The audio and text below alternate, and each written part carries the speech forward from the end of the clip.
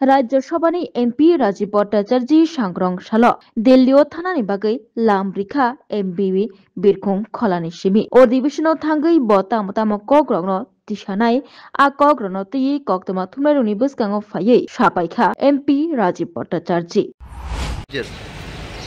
না দেখুন, ইতিমধ্যেই আমরা সবাই জানি যে আমাদের দেশের যশস্বী প্রধানমন্ত্রী নরেন্দ্র মোদীজি এই উত্তর পূর্বাঞ্চল আর বিশেষ করে ত্রিপুরা রাজ্যকে উন্নয়নের জন্য একটা সমৃদ্ধশালী এবং ত্রিপুরা রাজ্যকে একটা উন্নত জায়গায় মানে না চাইতেই সব দেওয়ার ব্যবস্থা আমাদের মোদীজি আমাদেরকে করেছে।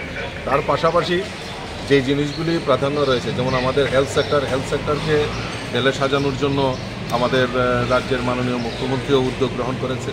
এবং পাশাপাশি আমিও কিছুদিন আগে আমাদের যিনি হেলথ মিনিস্টার রয়েছেন আমাদের জেপি নাড্ডাজি, ওনার কাছেও আমি লিখেছিলাম যে আমাদের ত্রিপুরা রাজ্যের একটা এইমস নতুবা আমাদের যে মণিপুরে যেটা রয়েছে রিমসের মতো এরকম একটা সুপার স্পেশালিটি হসপিটাল যাতে ত্রিপুরাতে নির্মাণ করা যায়, তার জন্য আমি আবেদন রেখেছি। তো আশা করি সেই বিষয়গুলি নিয়ে আলোচনা হবে এবং ত্রিপুরা রাজ্যের জাতি জনজাতি উভয় অংশের মানুষ সম্মিলিতভাবে যেভাবে এই রাজ্যের উন্নয়ন দরকার সেটা যাতে আরও ত্বরান্বিত হয়।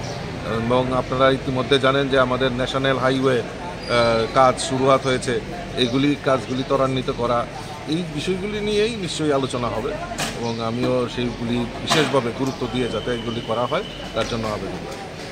কেন্দ্রীয় সরকারের নিশ্চয়ই এই প্রসঙ্গ যদি আসে নিশ্চয়ই এইগুলি এবং বিল যেটা আসবে বিলের উপর আলোচনা হবে, সেগুলি নিশ্চয়ই আলোচনা করা হবে। Thank you. Bureau report খোম্পই।